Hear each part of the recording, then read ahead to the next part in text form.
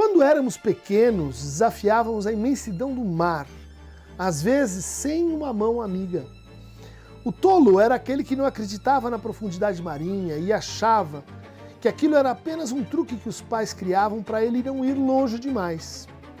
Os confusos descobriam que diante da imensidão do oceano, infelizmente, eram bem menores do que se imaginavam. Passavam horas brincando de segurar as ondas e construindo resistentes castelos de areia com fossos e túneis de detenção. Enquanto isso, os desesperados enfrentavam aquela onda maior que os tirava o chão debaixo dos pés. Naquele momento eterno, tinham certeza que jamais voltariam à segurança terrena novamente. Naquele instante infinito, eles podiam afundar a cabeça, engolir água ou debater-se em desequilíbrio. Alguns aprendiam a duras penas que é sim possível entregar-se ao movimento e esperar, porque aquilo também vai passar.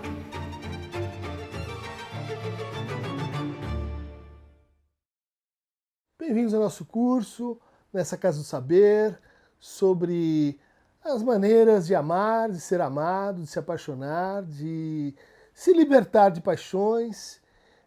Espero que ao final dessa jornada, cada um de nós e cada um de vocês tenha acrescentado algo mais na sua arte própria, na sua estética própria, sobre o amor. Nesses 6 encontros nós vamos tematizar como é possível aprender a amar. Quais são as condições pelas quais o amor acontece, quais são as contingências e as impossibilidades que estão cercando essa experiência tão humana. E eu começaria marcando que o amor ele é indissociável das formas de falar sobre ele. O amor é algo que se produz pela forma sobre como falamos do amor.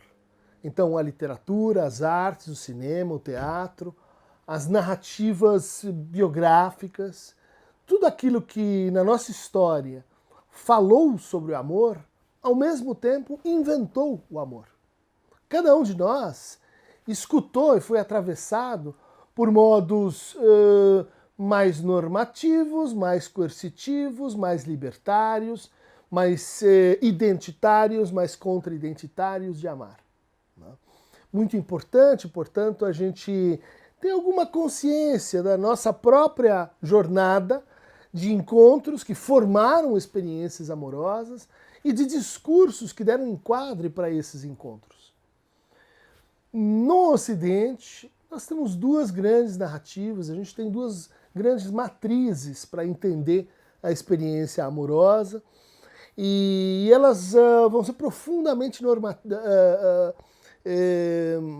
atuais, elas vão permanecer nas grandes teorias contemporâneas sobre o amor. Né? E aqui a gente vai enfocar, a gente vai privilegiar a teoria psicanalítica de Freud a Lacan. Essas 2 matrizes são, respectivamente, a matriz judaico-cristã e a matriz greco-romana. A gente está acostumado assim a fundir as coisas, né? Porque o mais comum é entender a experiência amorosa a partir de uma matriz muito posterior, que é a matriz romântica. Né? Há um certo consenso de que assim alguém ou algo nos fez a amar e, portanto, a ter expectativas amorosas, né? Nesta coisa chamada amor romântico. Às vezes também amor platônico. Mas mais um amor romântico que se tornou, a partir de determinado ponto, uma espécie de sintoma. Um sintoma de que as pessoas dizem assim, eu não sou tão feliz quanto eu poderia ser na minha experiência amorosa, porque me inocularam excesso de romantismo. Eu estou sobrecarregado com isso e, portanto, não consigo viver, não consigo aproveitar o amor tal como ele é. O amor tal como ele se apresenta a mim. Porque ele está sempre sendo assim comparado com um crivo muito elevado, que seria o amor romântico. Né? Nós vamos atacar essa ideia, nós vamos criticar essa ideia, mas antes vamos apresentar essas 2 matrizes.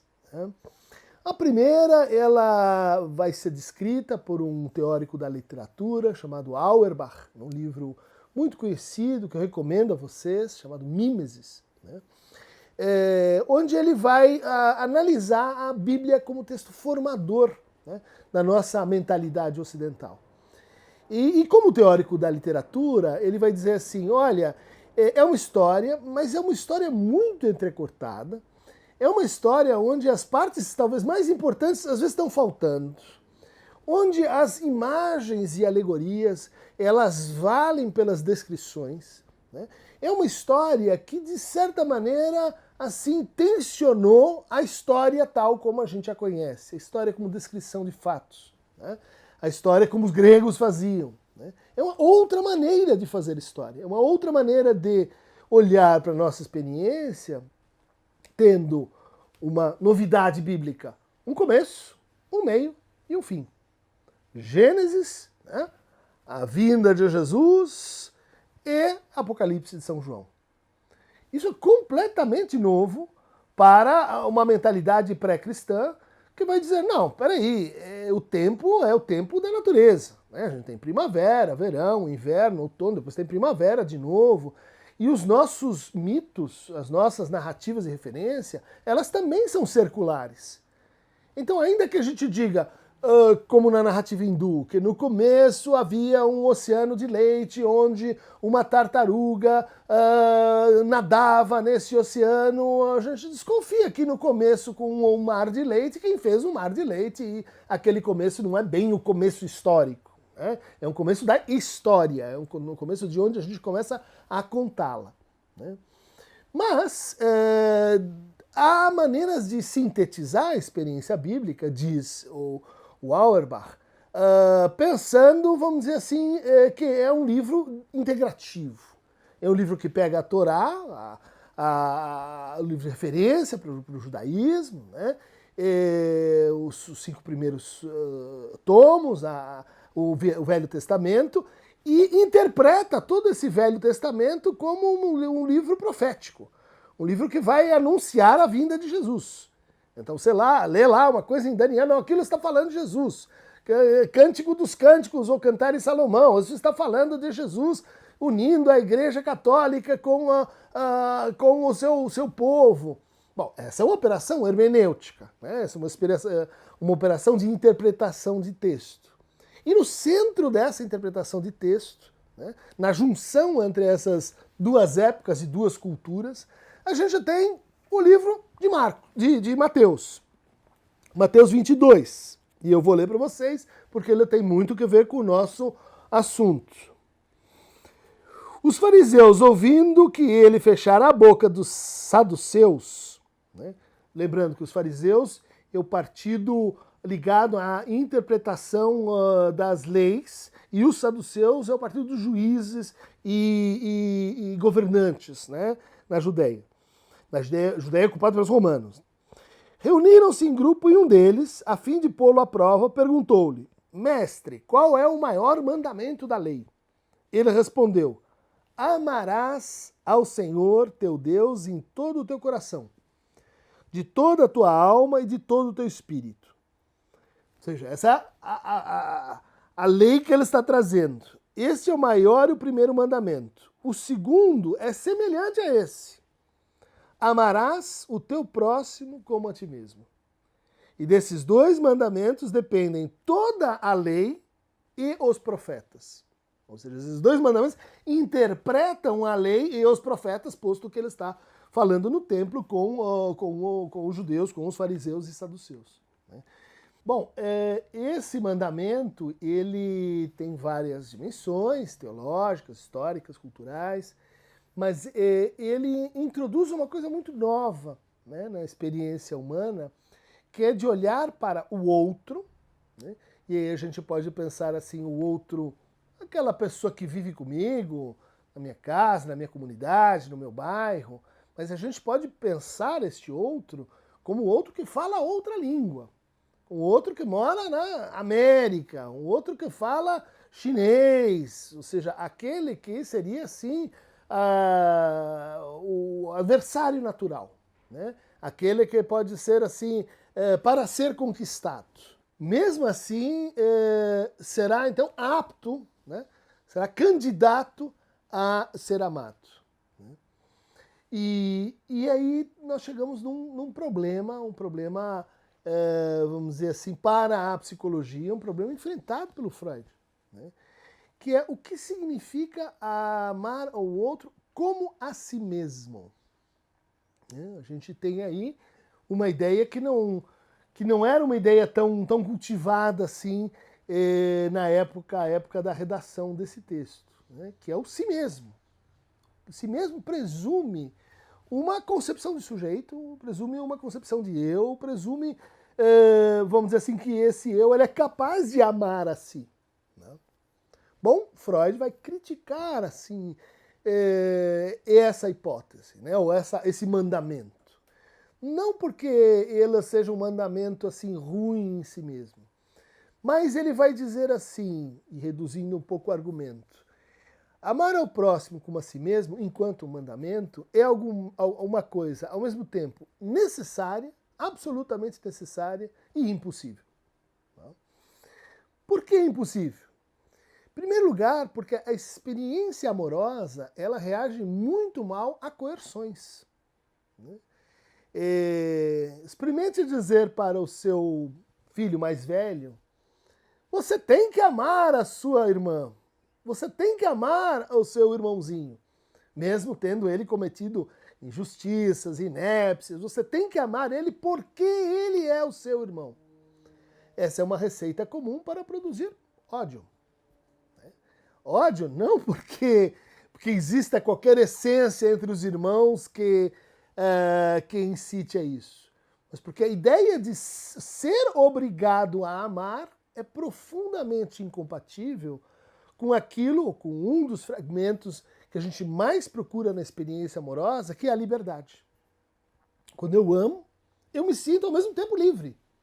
Eu sinto que eu escolhi aquela pessoa a quem eu estou amando.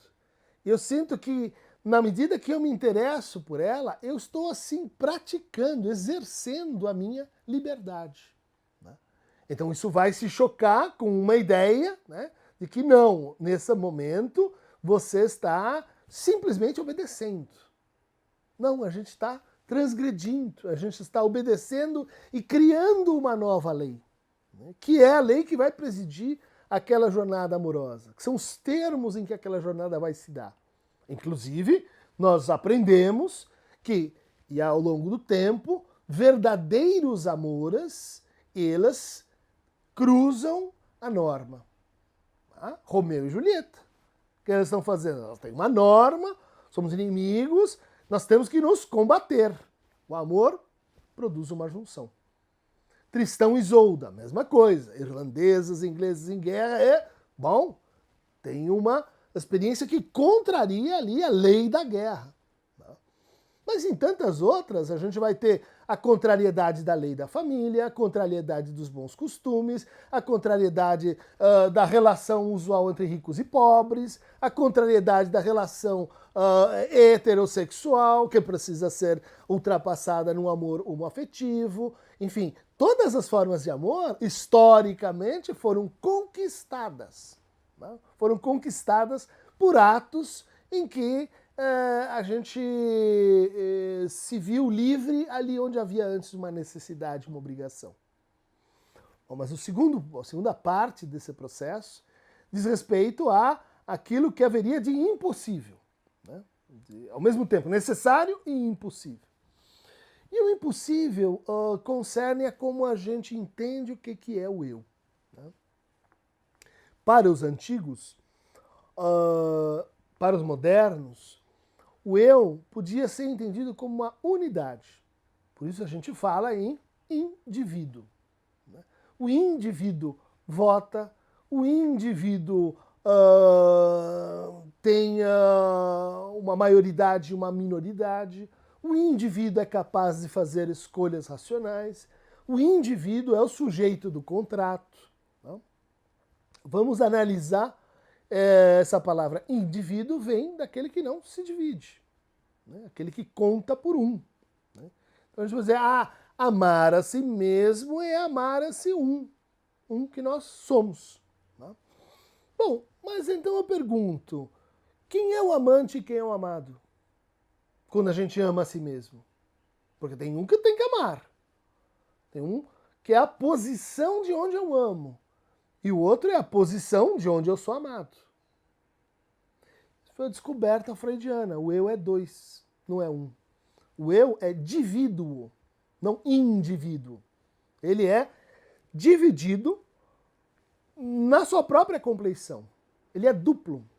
Né? E isso a gente vai encontrar lá na arte também. Né? O grande poeta Rimbaud, que é o santo padroeiro do surrealismo, né? Breton, Mallarmé, Prévert, Aragon, vão voltar no Rimbaud e dizer Rimbaud é quem começou toda essa conversa. Né? Apollinaire. Rimbaud dizia, o eu é um outro. Ali, da boca de um poeta. Né? Ou seja, este que vos fala é um outro. Então vamos voltar lá, né? Amar o outro como a si mesmo tem dois outros. Tem o outro, né? O outro que está fora de mim, o outro que é o estrangeiro, o outro que é o bárbaro, o outro que é o outro sexo, por exemplo, ainda que seja o mesmo, e o outro que é uma versão de mim. Né? Bom, Freud vai dizer assim, e isso nós vamos ver aqui no curso, tá? A gente aprende a amar amando. A gente aprende a amar a partir das nossas experiências de amor com quem cuida de nós logo no começo da vida. Né? E isso vai produzindo e conferindo ao amor uma estrutura repetitiva. Tá? Umas pesquisas vêm mostrando isso também, né? Quer dizer, o tipo de apego que você forma ali no começo da vida, ele tende a se repetir nas tuas expectativas amorosas. Não, o outro vai me abandonar, eu sei que isso vai acontecer. Bom, um apego inseguro. Não, eu sei que o outro vai e ele volta, né? Um apego mais seguro. Ele vai me trocar, ou ela vai me trocar por outro. Bom, um problema na segurança básica que advém da experiência amorosa. Isso é o quê? É a decomposição do amor nas suas formas mais simples. Né? Mas, até mesmo no Freud, a gente tem aí um problema. No começo, a criança mama, ela depende absolutamente da mãe, e ela está numa posição que o Freud chamou de Hilflosigkeit, ou seja, de desamparo. Né? Em que eu reconheço que, assim, me falta algo e eu não tenho recursos nem para dizer o que é. A partir dessa experiência que a gente deveria reconhecer em todos nós, ou seja, o bebê humano, ao contrário dos bebês primatas, dos bebês felinos, equinos, ele é muito menos funcional. Ele não anda, ele não se vira de lá para cá, ele demora muito tempo para conseguir se independizar, né, daqueles que o cuidam. Tem uma hipótese que vai dizer assim, mas é justamente porque ele tem o seu sistema extrapiramidal mal formado, o seu sistema visomotor mal formado, porque ele nasce antes da hora, fenômeno chamado neotenia, porque ele é assim pouco funcional, que ele é mais amável. Ou seja, o amor, uma hipótese, ele vem primariamente de você encontrar um outro que depende de você. E isso seria assim irresistível para a nossa espécie. Uma criança chorando tem um apelo, né, irresistível. Uma criança sorrindo tem um apelo irresistível. Uma criança brincando, ela produz em nós reações de acomodação, de transformação de humor, de inclinação, experiência corporal que nós não damos nem conta. Quer dizer, bom, isto é prototípico para o amor. Né? O amor ele também é formado por isso, mas vamos chamar isso de amor? Talvez não. Né? Seria próprio dizer que, por exemplo, entre o bebê que mama o seio de sua mãe, que ele nem sabe que chama sua mãe, ele sente o cheiro, ele escuta a batida do coração, mas ele não sabe o que é uma pessoa inteira, assim, que vai e volta, né? Seria justo dizer que o bebê ama seu seio? Acho que não, né? Ou seja, a gente deveria reservar esta palavra para um outro momento, né? Para um outro contexto, ainda que esse seja preliminar, ainda que seja este uma condição para o que vai vir, né? Bom, então a gente tem assim esse amar o outro como a si mesmo, nos levando, né, a duas formas de amor, por exemplo, tal como foram descritas lá pelo Rousseau, né? Agora vamos para o século XVIII, né? O Rousseau dizia, existe uma forma de amor que diz respeito ao si, né? À experiência de si, a experiência portanto, dois, né? Do si como o outro, né? E ele chamou isso de amor sui, tá? Amor de si. Tá? O amor de si, ele teria que ver com, assim, autoconservação, né? Ele teria que ver com a própria experienciar-se como alguém, né? Ser alguém, isso seria fonte de satisfação, né? Independente, vamos dizer assim, do outro, né? São, por exemplo, as experiências que a criança conquista de intimidade, né? Da possibilidade de ficar sozinha, da possibilidade de ficar consigo mesma, aquele sentimento de que, por quê? Porque isso nos dá satisfação, porque isso nos separa do Hilflosigkeit, isso nos separa do desamparo. Eu posso estar sozinho e mesmo assim estou. Há um si aqui, né? E, então a gente pode dizer isso é outra condição assim preliminar para o que a gente vai chamar de amor. No entanto, existe uma outra coisa que se mistura com isso, que o Rousseau chama de amor propre, ou seja, amor próprio. E aí ele está voltando nos moralistas franceses, né, do século XVI, né,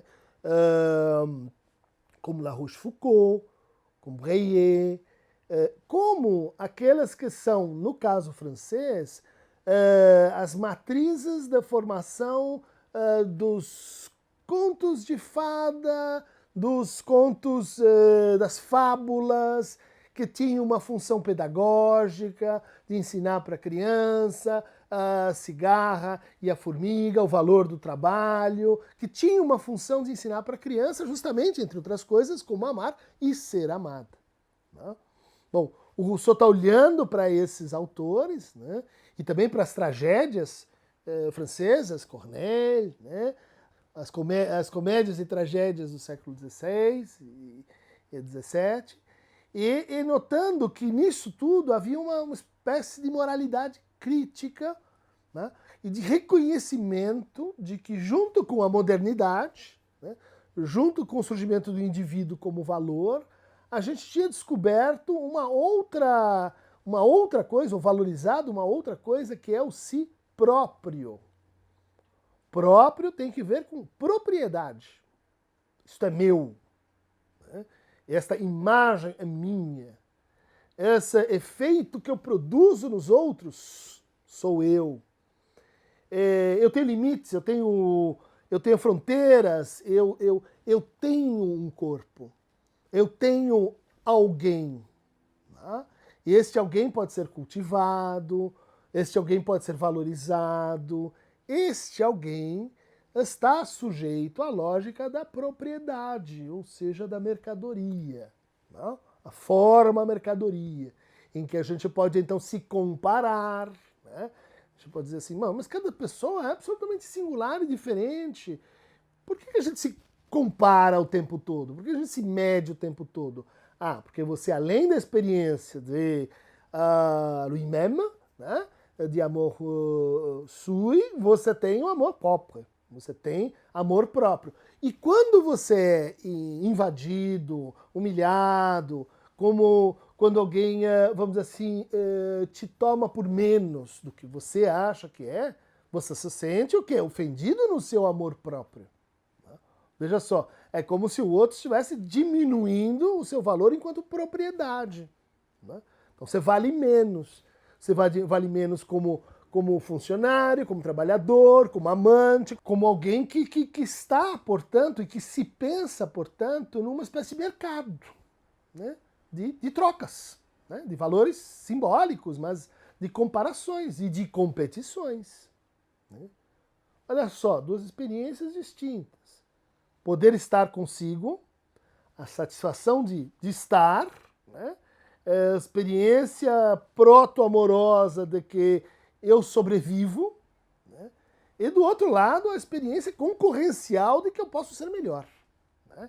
De que eu posso ser outro, de que eu posso competir com outros. Que o Rousseau chamava, e esse é um dos conceitos mais difíceis do Rousseau, de perfectibilidade. A gente tem um senso de querer ficar melhor, né? E esse senso vem da imbricação, vem da combinação entre essas duas formas de amor. É uma problemática, né, que a gente data como herdeira da tradição judaico-cristã, e que nos leva a esse problema do como amar a si mesmo, quando às vezes, né, a forma como a gente se ama, e vai dizer o Freud, a gente vai ver isso no curso, é uma forma masoquista, é uma forma sádica, é uma forma ofensiva a si. Tá valendo, então, amar o outro como a si mesmo? Se eu for um sádico? Tá valendo amar o outro a si mesmo se eu for alguém que adora se autodestruir? Se autorrebaixar? Não, vamos pensar num quadro mais ou menos típico, né, que é da nossa época, que é a depressão, onde o sujeito olha para si e se sente desamando-se, né, reduzindo-se, e aquilo é a forma dele se amar. Né? Aquilo tem que ver com, vamos dizer assim, uma certa degradação, mas que muitas vezes tem marcações históricas para isso, mas que naquele momento ele se ama assim, se rebaixando. Tá valendo, então, eu vou amar o outro, vou rebaixar o outro. Vou criticar o outro. Vou dizer o outro é tão miserável, indigno, não merecedor quanto eu. Não vai funcionar tão bem. Né? O que talvez faltava lá para os antigos e para a concepção bíblica de si mesmo, é que o si mesmo é também uma patologia. Né? Existe, assim, uma relação patológica que vem junto com o si mesmo. Né? O si mesmo não é um lugar puro, essencial, neutro, de onde a gente observa o mundo. A gente gostaria que fosse assim. Né? A gente até, do ponto de vista da ciência e da arte, consegue fazer que seja assim. Né? Um bom cientista, ele olha as coisas de um ponto de vista e ele consegue se distanciar daquilo que ele está olhando. Mas não é essa a relação que a gente tem consigo mesmo. Né? Justamente a gente enlouquece porque a gente olha para nós mesmos, escuta nós mesmos no fim do dia, quando põe a cabeça no travesseiro e dizendo, não gostei disso que eu estou vendo. Eu não quero isso que eu estou vendo, eu quero outra coisa. Porque eu não fiz jus à perfectibilidade que eu inventei, eu não fiz jus aos ideais que eu tenho, e eu não me acho amável. Problema. Há uma retórica reparativa para isso, né? Que é assim, então você tem que se achar amável. Então você tem que amar a si mesmo para poder amar os outros e poder suportar que os outros te amem. Né? Dizer, é verdade, mas o que significaria amar a si mesmo? Né? Tem pessoas que se amam a si mesmo, e estamos numa aula introdutória, em retórica Instagram. Eu me amo muito, eu, meu cachorro, eu, minhas imagens, eu e meu... Incrível, olha só como eu sou. Isso então é o que a gente precisa para amar a si mesmo? Obviamente essa pessoa se acha Você acha uma coisa e uma imagem ótima. Bom, não precisamos criticar, mas é isso que vai me levar a amar o outro como a mim mesmo? Acho que não também. Né? Amar o outro como a si mesmo, na mensagem bíblica, se traduz por uma experiência de humildade. Se traduz por uma experiência de reconhecimento do outro, reconhecimento da diferença, ligação mais complexa e problemática com a lei. Né? Ou seja, eu estou aqui trazendo para vocês que essa antiga história nos leva a um conjunto de problemas contemporâneos. Né? Quer dizer, a arte de amar no século XXI. Uma parte desses problemas vem dessa conversa. Mas a outra parte vem de uma outra conversa, né? Que é a conversa greco-romana. Né? E as referências serão outras. Né? E não o texto bíblico, mas, por exemplo, um trabalho, para muitos, absolutamente chato, né? Porque escrito em hexâmeros alexandrinos, traduzidos para o português, não fica assim uma coisa fluente exatamente. O poeta latino Ovídio escreveu A Arte de Amar, né? Que era um livro para mulheres, né? Um livro que, em certo sentido, mas sem a parte erótica tão pronunciada, semelhante ao Kama Sutra, né, na tradição indiana, que estabelecia justamente essa tese que estamos aqui valorizando, de que é possível aprender a amar, né, de que você tem cuidados, procedimentos, técnicas, leituras, interpretações que fazem com que a experiência amorosa se torne melhor. Né? E Ovídio é um fundador nessa arte. Né? Mas nós não vamos examinar esse texto dele, né? Mas um outro, chamado Livro das Transformações. Nesse trabalho, ele basicamente narra as epifanias de Zeus, ou seja, os momentos em que Zeus aparece, né, disfarçado de cisne e depois se revela como Zeus. Disfarçado de serpente, disfarçado de hieroglifo, enfim, disfarçado nas mil formas que Zeus pode se manifestar. Né? Então, estamos de novo no universo que comporta o divino. Né? Mas no universo judaico-cristão, o outro, o divino, não tem imagem, não tem forma. Jesus talvez, a gente inventou algumas imagens depois, mas ela não se caracteriza por uma forma de um pato, né? Como para os gregos. Né? Zeus se disfarça de um animal para, em geral, ter intercurso com as mulheres e gerar filhos, que são quem esses filhos? Os heróis. Né? Belerofonte, Perseu, Teseu, são todos filhos, Hércules, são todos híbridos. Né? Zeus assume uma forma, tem uma relação com uma humana e daí nasce um herói.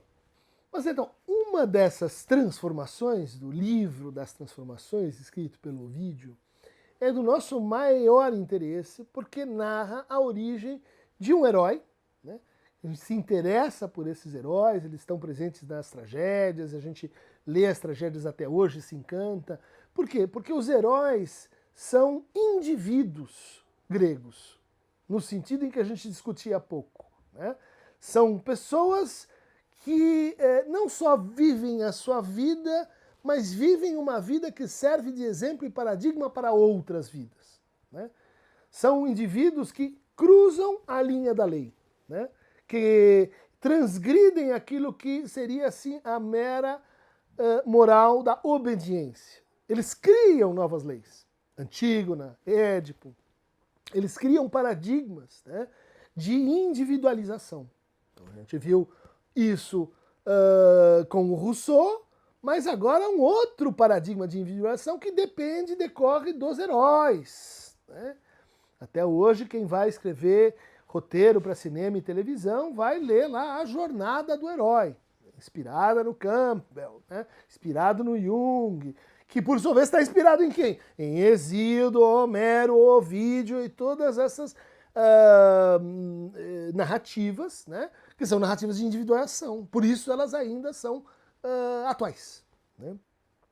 Bom, uma delas, narrada pelo vídeo, é a saga de Narciso, né, que foi então posteriormente reapropriada pelo Freud, né, o famoso texto de 1911, Introdução ao Narcisismo, para falar desse aspecto, né, da individualização, que é o narcisismo, e para falar e definir o narcisismo como uma forma de amor. Então, nós vamos chegar daqui lá. Né? Então tem um amor narcísico, tem uma forma de escolher narcísica, escolher o objeto amado, tem uma gramática narcísica, né, que o Freud vai tematizar o que? Homenageando os gregos. Muita gente olha para a psicanálise e diz, tem o Édipo, o complexo de Édipo. Ele é muito importante, mas o Narciso também é muito importante. A gente sofre com o Édipo, as pressões de identificação dos pais, da mãe, mas a gente sofre muito com o Narciso. A gente sofre muito com nós mesmos. Nós não nos aguentamos. Nós precisamos amar ao outro, porque se eu não amar o outro, eu não sou ninguém. E que nos coloca o quê? Uma versão da Hilflosigkeit, dependencial e agora qualificada como narcísica. Mas voltamos lá para o século, para o ano 14 depois de Cristo, onde Ovídio fala dessa saga em que Narciso seria filho de Cefísio. Cefísio, aliás, deveria ser um personagem recuperado aqui pela contemporaneidade. Cefísio era um sujeito extremamente bonito, extremamente desejado, extremamente querido, né, pelas mulheres, mas que não se deixava tocar. Mas que não deixava que ninguém se aproximasse de si. Por quê? Porque ao fazer isso, isso significaria que ela não é assim autossuficiente. Né? Alguém nessa situação, né, que faz então o Cefísio? Ele, por excesso de soberba, pela impossibilidade de estar com o outro, então estupra Liríope. Olha só, né? O pai do Narciso é um estuprador. O pai do Narciso é aquele que, por não conseguir precisar do outro, dar espaço ao outro, só pode transformar a relação amorosa, sexual, erótica, numa relação de poder, dominação e subserviência. Olha como isso, a gente vê esse personagem por aí. Né? Eu vejo tanto os Narcisos quanto os Cefísios, tóxicos, né? que não conseguem negociar uma palha na vida amorosa, que acham que o bom amor é que eu sou uma estátua para ser adorado, e que eu já estou concluído e acabado, uma vez que conquistei a pessoa, é como se eu tivesse conquistado um servo, uma pessoa que tem que me obedecer. Né? Bom, do estupro nasce então a ninfa Liríope, dá à luz ao lindo Narciso. E perguntam, o oráculo pergunta, e Narciso vai viver muito tempo? Né? A resposta do oráculo é a seguinte, ele viverá tanto tempo quanto ele se desconhecer. Ou seja, a condição da extensão de Narciso é que ele não se conheça. A hora que ele se conhecer, acabou. Vejam aí a participação do quê? Do si mesmo. Do apreender-se como um objeto, conhecer-se como um objeto, será, então, a condição trágica desse personagem. Ele, então, fica adolescente e tem uma mulher, uma ninfa, né? Ele é filho de uma ninfa, chamada Eco, que se apaixona por ele. E a Eco, ela, talvez como punição por esse apaixonamento, só consegue repetir as últimas palavras do que o outro disse para ela. Né? Que é o que o narcísico espera no seu amor narcísico. repita o que eu disse, né, confirme quem eu sou. Né? E Juno, que protege Eco, não gosta muito desse desprezo, né, que Narciso revela por aquela que ama ele, e então Juno lança uma maldição, que é que ele ame e, quiçá, não possua o amado. Você vai ser punido, Narciso, e a sua punição vai ser a seguinte: você vai amar alguém que você não consegue possuir. Olha, comparem com a nossa outra história. Né? Nós chegamos aonde? Relação de posse, relação de possessão, relação de propriedade. Você vai amar alguém que você não vai conseguir pegar para si. Esse é o seu fim, essa é a sua punição, esse é o seu castigo. E então ele caminha pelo bosque, e aí essa é a cena que todo mundo conhece, as telas várias, né, Caravaggio, retratando Narciso diante da sua bela imagem, né, ama um objeto incorpóreo, muito importante isso, um objeto que é uma imagem, é uma superfície. Né? Ele vai beber a água do lago e ele vê aquela imagem e ele diz: o que é isso? É uma sombra em vez de corpo. Voltamos àquela questão que tínhamos visto lá com Freud. Né? Quer dizer, quando o bebê se liga ao seio da mãe que o alimenta, ou o afago da mão que o conforta, ele está amando esse seio? Ele está amando essa mão? É próprio usar a palavra amar para um traço-objeto? Né? Veja, apliquemos essa condição ao caso de Narciso, que está amando alguém que não é alguém. Por isso não pode ser possuído. Né?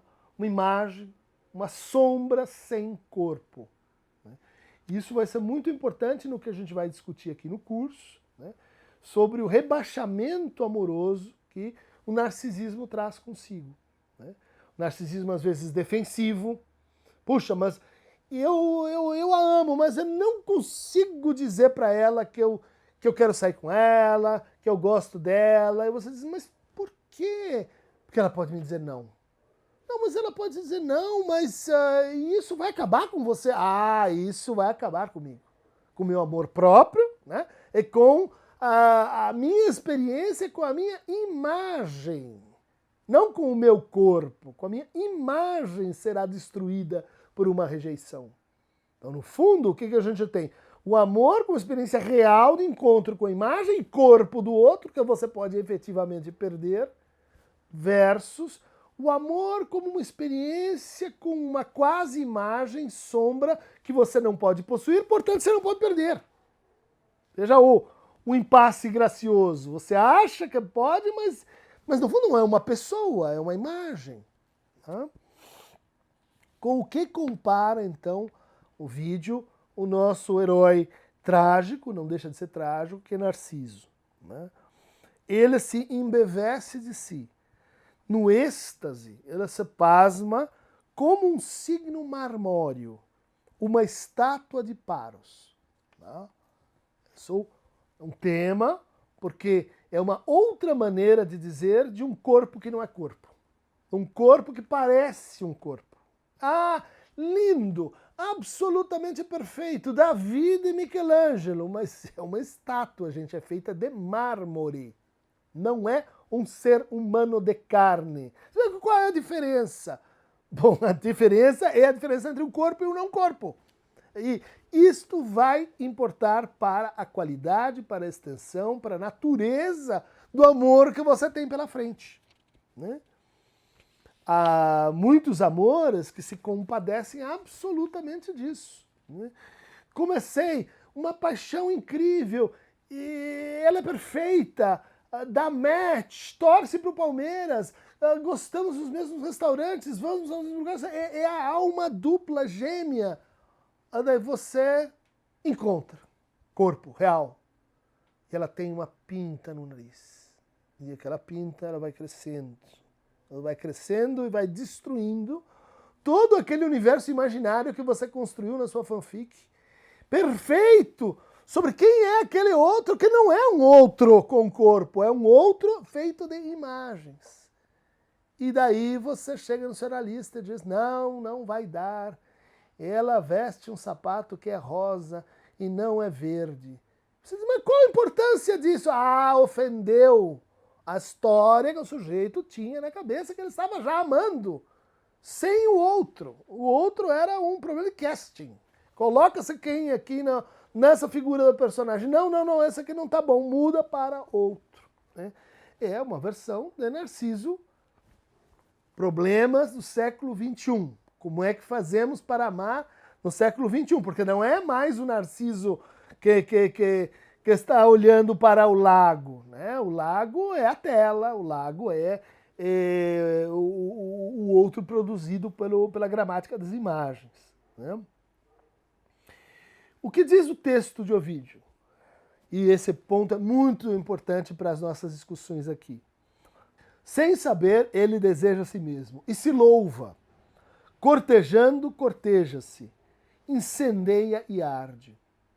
Essa é um traço muito esquecido pela representação contemporânea do narcisista. Né? Você acha que ele percebe que ele é narcísico. Você acha que ele está, assim, ciente do papel que ele está exercendo. Está valendo aqui a hipótese do inconsciente, não sabe, né, a comédia que ela está produzindo no mundo.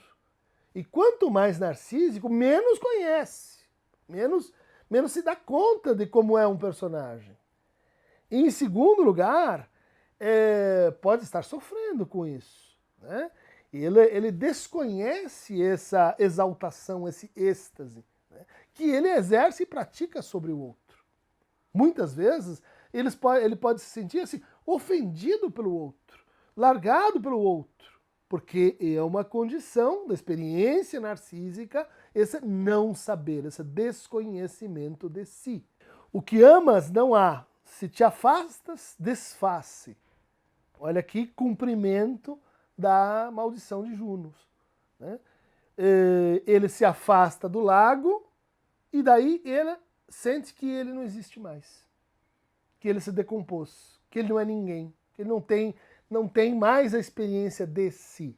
Ela só tem a experiência do próprio, do si mesmo, como propriedade.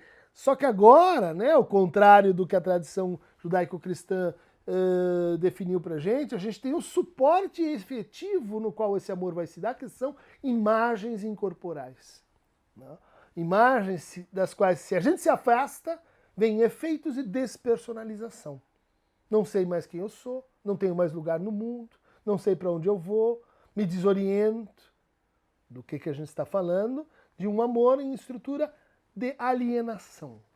Então, quando Freud fala no narcisismo amoroso, ele está dizendo, cuidado, quando a gente ama, a gente inevitavelmente se aliena no outro. Mas essa alienação, vai argumentar o Freud, ela é interessante. Não é uma alienação improdutiva. Tá? A finalidade, o objetivo, o ideal de toda análise, e isso costuma ser assim, uma maneira de colocar o nosso trabalho de forma muito simples, é facultar que as pessoas amem e trabalhem.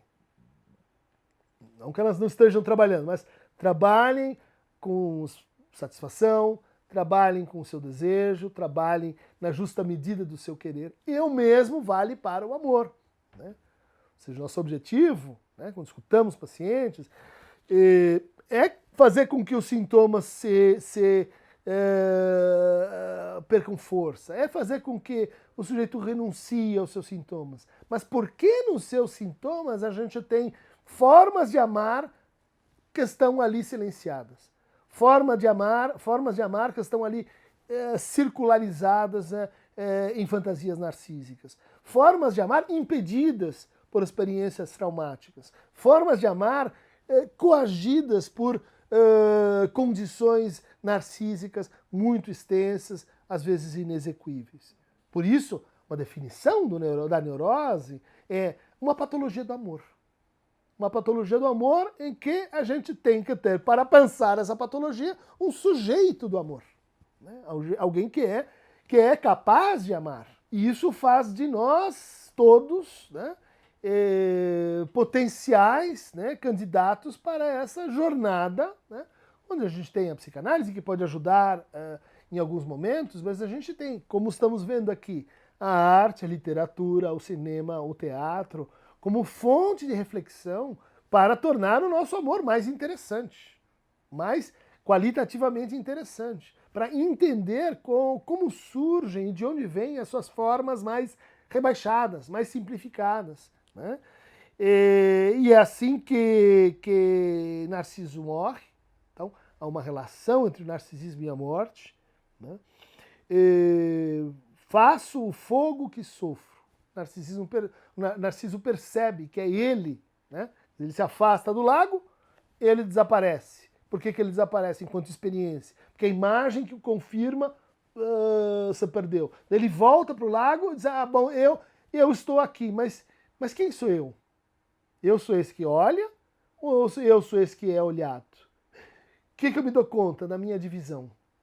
De que eu sou dois, de que eu sou duplo, de que eu sou o outro. Só que nesse caso, a paixão pelo a paixão pela unidade, faz com que ele se lance, né, contra a imagem refletida e seja então levado pelo rio Styx. Né? A Eco diz adeus, né? A cabeça dele tomba, a morte, os olhos loucos pelo dono. Né? Morada infernal, ele é conduzido então para o Estige. Mas lá no Estige, né, no rio onde estão os mortos, corpo nenhum havia. E essa é a moral da história de Narciso. Por mais ligado que a gente possa dizer assim, esta pessoa está no seu corpo, é a imagem do corpo, é o efeito do corpo. É o corpo como bidimensional. Não é o corpo enquanto aquele que é dotado de imperfeições, aquele que envelhece, aquele que é mais jovem, aquele que é diferente de mim, que é outro corpo. É um corpo que está num outro registro. Esse é o corpo que Narciso está condenado a não ter. Então, na nossa experiência contemporânea, e vamos voltar aí ao século XVII, XVIII, né? E essa experiência de Narciso vai ser reeditada, né, pelos grandes literatos românticos. E aí, acertando as contas com o que eu disse lá atrás, né? A narrativa romântica, ela é uma narrativa sobre um amor que não dá certo, gente.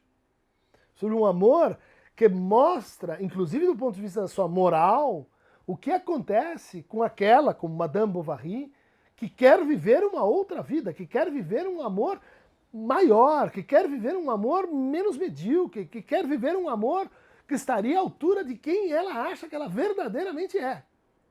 Se suicida. Werther, o jovem Werther, do Goethe, né? Que diante da sua amada e da impossibilidade de tê-la e do desencontro com ela, o que ele faz para afirmar o seu grande amor? Né? Se suicida. Né? Ela se nega, ela se perde contra o corpo.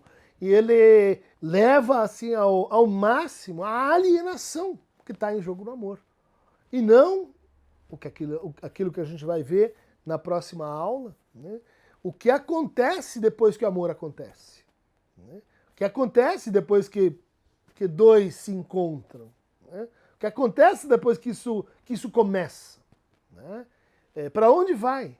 Não apenas, né? E talvez isso seja um dos problemas da narrativa romântica, né? De que ela é essencialmente uma narrativa sobre começos e sobre impossibilidades, sobre destinos mal cumpridos, né? Ana Karenina, que casa-se com o Conde Vronsky, mas nunca é reconhecida como a esposa do Conde Vronsky. Né? A nossa Capitu, sempre perseguida por Bentinho, que quer mais propriedade, mais uso, mais posse. Né? Então, claro que há um outro romantismo de primeira geração, em que tudo termina bem, em que são felizes para sempre, né? Mas vamos olhar para o nome da coisa, né? O romantismo tem 3 fases, pelo menos, né? Uma muito ligada à morte, outra ligada às decepções e à formação de ilusões enganadoras, e uma ligada a, e se a gente põe em contexto, né? Ligada a uma mensagem muito legal. Quer dizer assim que olhe para a sua vida e dê valor aos seus amores. Porque os amores vão dar sentido à sua vida. Né? Isso não é falso. Né? Isso se torna ideológico quando o único sentido da vida é um amor. O único sentido da vida é que isso se conclua. E imaginar que o amor, então, é um estado de felicidade constante, permanente e de garantia com segurança contra o desamparo. Bom, isso não está lá na Moreninha, não está lá na Mão e a Luva, não está lá mais, muito menos em Memórias do Sargento de Milícias. Isso é criação de quem nunca pensou o que vem depois que o príncipe casa com a princesa. Né? Acho que está sendo enganado porque não especulou o mínimo sobre o inferno que vai se passar no castelo. A gente começa hoje falando das formas de amar no mundo contemporâneo. E os dados mostram algumas coisas que podem parecer alarmantes à primeira vista, porque nós temos, por exemplo, no ano 2021, a gente teve um aumento muito grande de mais de 26% no número de separações, divórcios, especificamente, isso de janeiro a maio de 2021. A gente teve, então, quase 30 mil novos divórcios nesse período. É o que leva as pessoas a se separarem, pessoas apaixonadas que depois desistem desse relacionamento. Alguns estudos mostram que, dentre outras coisas, uma é relação extraconjugal, é um dos fatores. Outro fator também relevante, muito importante, é o convívio. Pode parecer estranho, mas é o convívio que separa as pessoas. Elas, quando mais próximas ficam, têm uma tendência a se afastarem depois de algum tempo. A falta de comunicação e também alguma crise de ordem econômico-financeira. Isso também acaba modificando o relacionamento, atrapalhando o relacionamento. Tem alguns estudos que vão mostrar algo que eu considero muito pertinente, que são as competências para um relacionamento, que a gente pode chamar de habilidade, competência de convívio. Tem um estudo muito bem feito, do Luiz Range, em que ele vai falar para a gente sobre, por exemplo, esses pontos. Quais são eles? Aqui com vocês. Um ponto que é importante para um relacionamento funcionar: afinidade de gostos e interesses, atração sexual, compatibilidade psicológica, projeto de relacionamento. Pode ser que as pessoas tenham projetos diferentes de relacionamento. Como você consegue suportar os fatores de estresse e ciclo de vida, e as chamadas competências de convívio. Esses são fatores que são, de alguma forma, relevantes, segundo os estudos, para um relacionamento trazer bem-estar, satisfatório para as pessoas envolvidas nesse relacionamento. Quando a gente fala em relacionamento, tem alguma coisa que é interessante para pensar, que é do amor romântico. Como a gente tem um momento da história da humanidade que o amor romântico começa a cair em descrédito, talvez seja simplesmente isso, a gente vive isso hoje, um descrédito do amor romântico, e caminha para outras formas de relacionamento, maneiras não monogâmicas, como poliamor, dentre outras tantas. Quando a gente fala de amor romântico, tem uma trajetória na história da humanidade, especificamente na Europa Ocidental, por volta do século XII, lá do trovadorismo, os cânticos, as cantigas, as histórias como Tristão e Isolda, e mais tarde, nos séculos XV, XVI, XVII, tem histórias como Romeu e Julieta, Shakespeare, que estão falando de paixão, falando de um amor que ele sobrevive às maiores resistências.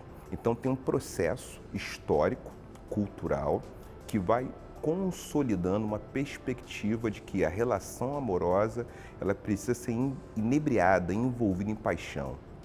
O amor, ele passa a ser sinônimo de estar apaixonado. O amor romântico tem relação com isso. O amor romântico tem relação com a ideia de uma certa fusão entre o casal, uma fusão de desejos. E os estudos vão mostrando que isso está presente também nas comédias românticas do século XX, do século XXI. As comédias românticas mostram, de alguma maneira, o seu horizonte, a sua base, tem ali muito de romantismo, muito daquilo que a gente pode chamar de amor romântico, e de alguma forma parece que isso está em crise, né? Então, como a gente faz diante dessa crise? Como a gente faz quando tem uma forma de amar, que é o amor da ordem da conjugalidade, de uma relação entre pessoas adultas, que envolve intimidade, vida sexual, parceria, compartilhar projetos. E esse amor tem algo que é exclusividade. Ninguém ama um só amigo, uma só amiga, você ama só um dos filhos que tem, ou ama só um dos pais, pode amar sua mãe, amar o seu pai, mas quando a gente fala da relação conjugal, existe o critério exclusividade. Faz sentido a exclusividade? Então, o que os estudos vão apontar, o que a vida vai apontar, é que a mononormatividade, ela entra em xeque. A mononormatividade que vai preconizar que a vida conjugal só pode ser satisfatória e feliz se eu for completo por outra pessoa, se eu tiver a minha cara à metade e se eu fizer tudo com essa pessoa. Isso entra em xeque quando a gente vê que as pessoas não necessariamente vivem uma vida monogâmica, não necessariamente elas ficam satisfeitas no seu relacionamento. Alguns estudos mostram isso, inclusive tenho apontado isso aqui no Porque Amamos, esse livro fala sobre isso, que é que tem uma porcentagem significativa que depois de 15 anos de relacionamento, menos da metade das pessoas se encontram satisfeitas no relacionamento. Uma porcentagem pequena, cerca de 30%. Outros trabalhos no campo dos estudos de comportamento, neurociência, apontam uma coisa interessante também, que a paixão, que é essa maneira do amor romântico performar, que é uma relação de afeto apaixonado, ela não passa de 24 meses. Inúmeros estudos vão apontando ali 12 a 24 meses, que é o tempo de durabilidade de estar apaixonado. E que promete e que produz uma certa confusão entre o que eu sinto, entre o que uma pessoa sente e a pessoa amada também sente. É como se elas tivessem que sentir a mesma coisa. Nos anos 90, tem um trabalho muito interessante, Lorenz Zell Levenhart, junto com Oberon, Zell Levenhart, que montaram um estudo e montaram, na verdade, o que seria os critérios para uma relação poliamorista. Eles falaram de poliamor. Então tem um estudo, tem um trabalho que a Lorenz Zell Levenhart ela vai organizar, ela vai sistematizar o que é necessário para uma relação poliamorista, o que torna uma relação não monogâmica, no caso do poliamor, porque são formatos variados de relacionamento. E isso implica numa questão de ordem ética, até de ordem política. Por que de ordem ética? Existe uma ética para a vida amorosa? E como é que essa ética pode ser vivenciada num contexto de monogamia ou num contexto de não monogamia? Como é que essa ética deve ser organizada? Quando a gente fala de ética, a gente está falando especificamente de uma investigação, de um exercício crítico, filosófico sobre a moral, sobre o comportamento, a maneira da gente atuar, da gente agir no mundo. E tem uma chave, uma regra de ouro, que existe em muitas tradições filosóficas, religiosas, que é: faça aos outros o que queres que façam a ti mesmo. A minha formulação aqui, nesse primeiro encontro do curso Por quê? Como Amamos, é dizer que esse princípio não funciona para a vida amorosa. Então, o que faremos? A tese que eu quero defender, a hipótese de trabalho, é que uma ética que preconiza fazer ao outro o que eu quero que seja feito a mim, não funciona quando nós estamos no terreno amoroso. Então, qual caminho a gente deve levar em conta? Eu quero trazer, então, um trabalho de uma psicanalista e de um filósofo, uma psicanalista filósofa e um filósofo, que nos ajudam a pensar sobre isso. Antes de entrar nessa formulação ética, o que eu vou chamar de uma ética da intimidade, pensando aqui também com aquilo que Sobonfu Somé, uma filósofa de Burkina Faso, burkinense, do povo da Gara, fala também, eu vou pensando junto com ela e também junto com Jacques Derrida, que fala de uma ética da hospitalidade, que foi formulada juntamente com Anne Dufour-Nathanael, que vai falar também justamente sobre isso, essa psicanalista. Então a gente tem duas pensadoras, um pensador que numa certa combinação tanto inusitada nos ajudam a ter um recurso, uma ferramenta para compreender os caminhos e descaminhos da vida amorosa. Então, eu quero pensar aquilo que a filósofa e psicanalista francesa Anne Dufour-Nathanael e Jacques Derrida, filósofo franco-argelino, e a pensadora filósofa Sobonfu Somé, do povo da Gara, como é que uma composição entre o pensamento dessa escola, de uma forma francesa, que fala de uma ética da hospitalidade, e de uma formulação que a Sobonfu Somé faz no espírito da intimidade. Vamos falar dessa ética. Mas antes de falar dessa ética da intimidade, que deve ser um recurso para uma relação amorosa com mais bem-estar, vamos pensar, quero trazer uma história, uma narrativa mítico-religiosa que trata da paixão, que trata dessa aventura do relacionamento. Vou trazer uma tradição, na tradição judaico-cristã, a gente encontra nos primeiros textos da Bíblia, a gente encontra uma história de amor entre Adão e Eva. Então aqui eu vou tratar essa narrativa como uma história de amor, que é um encontro entre um casal. Então Adão é criado, Eva é criada, depois de Lilith. Então isso é uma outra história, Lilith sendo a primeira mulher. Depois Lilith acaba sendo expulsa por razões que ela não se curva completamente aos desejos de Adão. Então é feita uma mulher que é da costela desse homem, desse primeiro homem. E então eles têm um encontro amoroso, um encontro simbiótico. Então o paraíso, a gente pode compreender o paraíso como uma metáfora de uma relação apaixonada. Vivem uma fusão, né? Essa mulher que foi feita da costela, ou seja, a Lilith foi expulsa e dessa vez a mulher não foi criada do mesmo barro que Adão, mas da própria costela do homem. O curioso sobre essa imagem é que ela apresenta uma fantasia da paixão que até hoje domina nossa cultura ocidental. A de que amantes seriam seres feitos de uma mesma substância, que ao encontrarem se encaixariam um no outro perfeitamente, até que veio o diabo. Então, entendendo aqui o diabo no sentido de que um opositor que está encarnado na figura da serpente e que produz em Eva um desejo de experimentar alguma coisa que ela não experimentou. Ou seja, sair daquilo que é, vamos dizer, cotidiano. Ou seja, sair da rotina. Então Eva fica inspirada pelo desejo, pelaquilo que opõe o cotidiano, que opõe a normalidade, entre aspas, normalidade, e ela provoca isso em Adão. Ao provocar isso em Adão, tem um deslocamento daquele relacionamento. Se esse relacionamento ele estava apaziguado em certa medida porque estavam apaixonados e não tinham confrontos, não tinham conflitos, o conflito está instalado, porque eles acabam sendo por conta do diabo, do opositor, eles são expulsos do paraíso. Ou seja, a gente pode interpretar a paixão acabou. Quando a paixão acabou, tudo fica muito mais duro.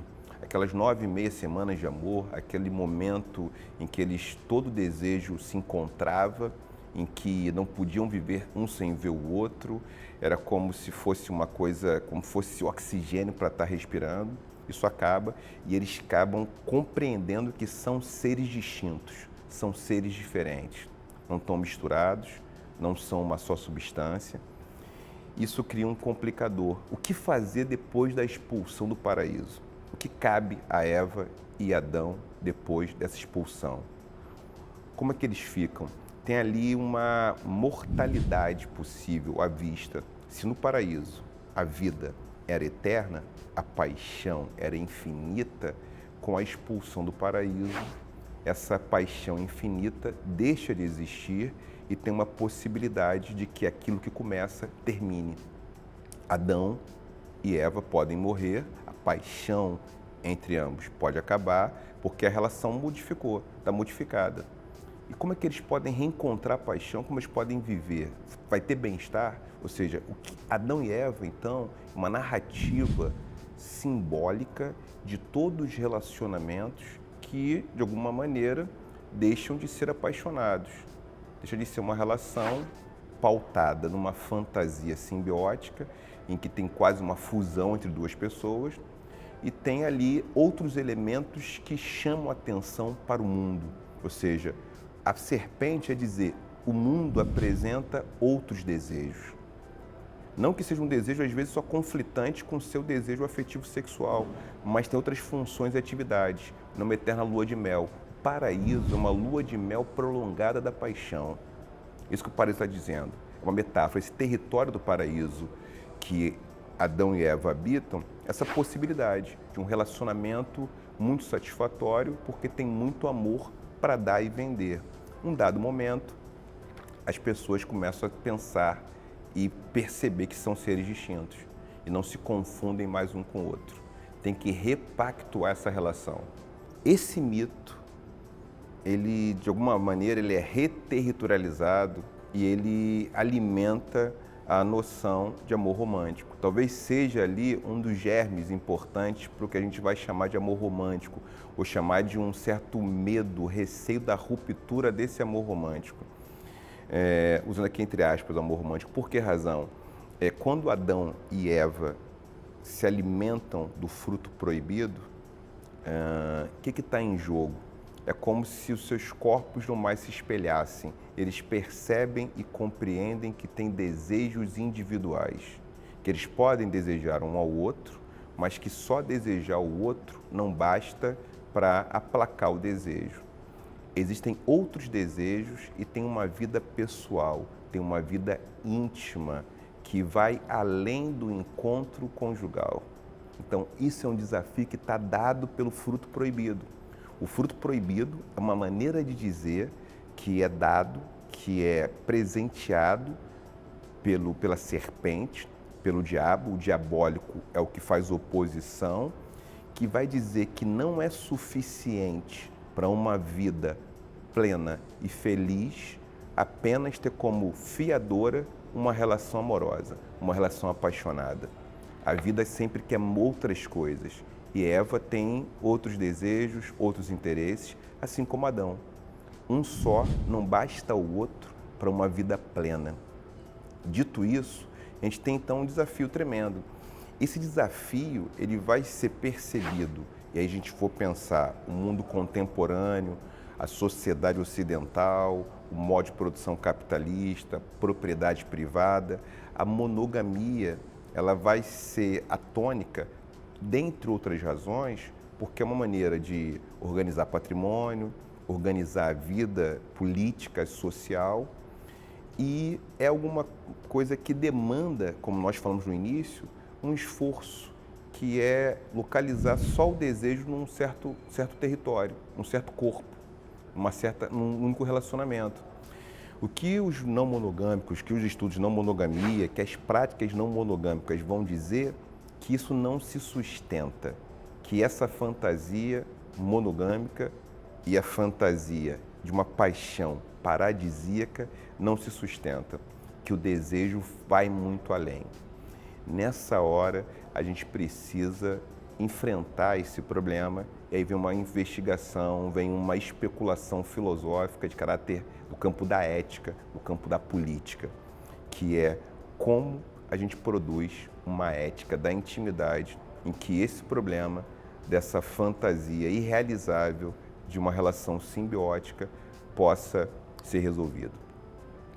Vocês lembram que no início, lá na primeira parte do nosso encontro, eu comentei uma coisa que eu considero fundamental, que foi a regra de ouro, que aparece em várias formulações como mais ou menos sendo não faça aos outros o que não queres que façam a ti mesmo. Essa ideia. Quando a gente fala de uma ética da intimidade, eu vou dizer o inverso disso. É importante que a gente tenha uma percepção que o desejo do outro não é o nosso desejo. A gente tem uma percepção que a dinâmica da vida, daquele primeiro encontro, não é a mesma dinâmica da vida do que virá depois.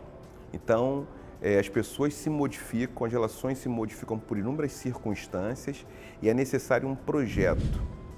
Sem um projeto de relacionamento, que é um daqueles 6 fatores que eu mencionei no início, a gente não consegue, talvez, caminhar com bem-estar. Ou seja, com bem-estar, com tranquilidade e enfrentando os conflitos de um modo que esses conflitos não produzam muita insatisfação, frustração constante, de tal maneira que a única forma de viver seja se separando, seja não convivendo mais. E aí, o que é a ética da intimidade? Como funciona essa ética da intimidade? Essa questão que eu quero trazer aqui pra gente. A ética da intimidade, ela vai nos dizer que é importante que a gente faça aos outros coisas que não necessariamente nós queremos, que não é a mesma coisa que a gente quer que seja feita pra gente. Porque a outra pessoa não é o nosso espelho. A ética da intimidade, uma ética de hospitalidade, de intimidade, ela está nos convidando para compreender que eu preciso negociar e repactuar o meu processo de relacionamento com a pessoa amada continuamente.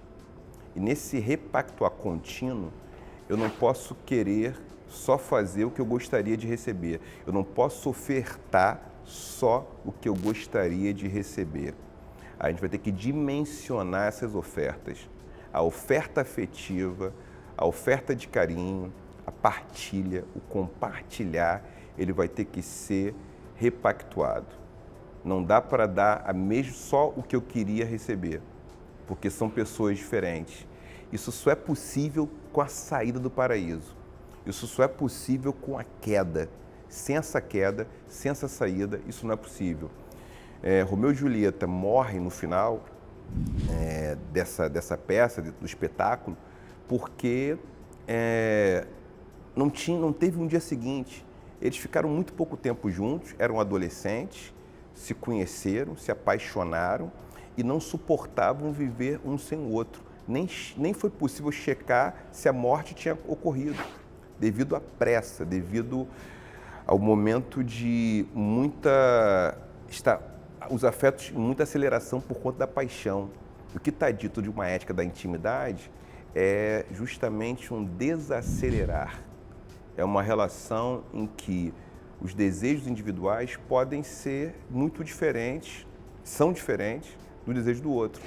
Por isso que o poliamor vai falar de algumas regras, né? Tem então uma certa cartilha, a gente pode colocar aqui entre aspas, do poliamor, que foi escrita, que foi elaborada nos debates feitos pela Gloria Ravenhart, a partir dos debates que ela faz. E essa cartilha, ela tem um elemento que eu considero muito importante, que é um conceito, é um afeto chamado compersão. A compersão é alguma coisa importante numa relação poliamorista. O que não quer dizer que toda relação poliamorista seja compersiva, mas é um certo ideal. O que é compersão?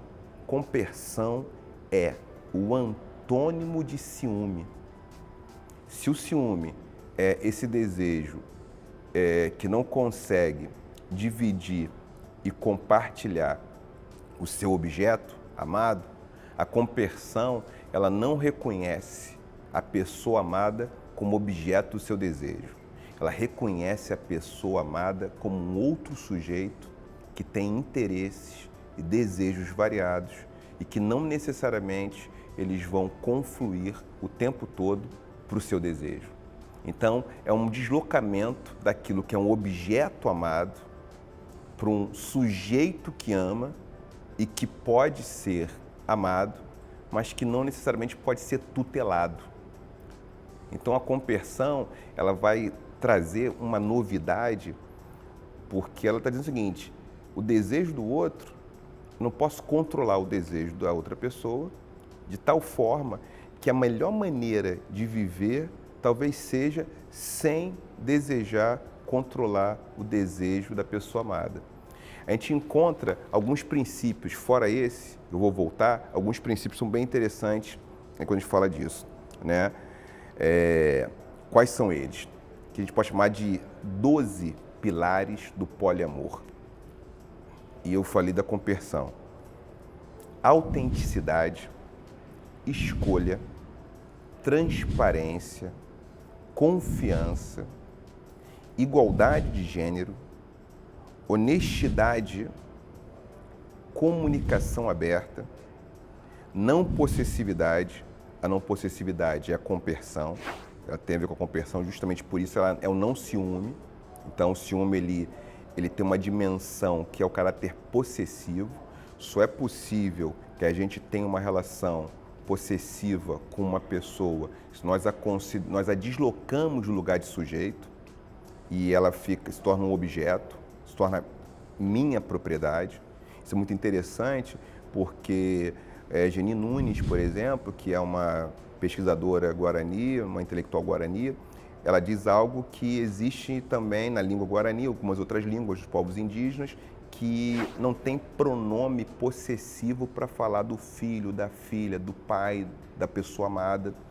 Isso aparece também em algumas línguas do tronco banto africano. Isso é bem interessante. Não tem assim, é meu, é minha. É outra maneira de se relacionar. Caráter consensual da relação, aceitar a autodeterminação, o sexo positivo que assim, você tem uma certa liberdade sexual e tem especificamente a compersão, que ela tem a ver com a não possessividade, mas tem esse caráter específico de não sentir ciúme, ou seja, não ser ciumenta, não ser ciumento, não ser ciumente. É isso, não ter uma relação de posse, mas ter esse sentimento. Isso, enquanto a não possessividade é uma certa prática, a compersão é essa possibilidade de ter esse sentimento. É fácil cultivar isso? Penso que não. Não é fácil cultivar isso porque isso está numa lista do campo da não monogamia.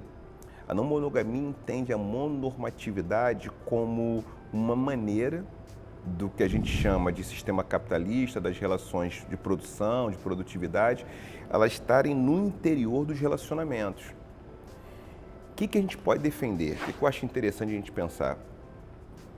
Até falando dessa ética da intimidade, não existe uma única expressão, uma modulação de relacionamento que sirva para todas as pessoas no mundo.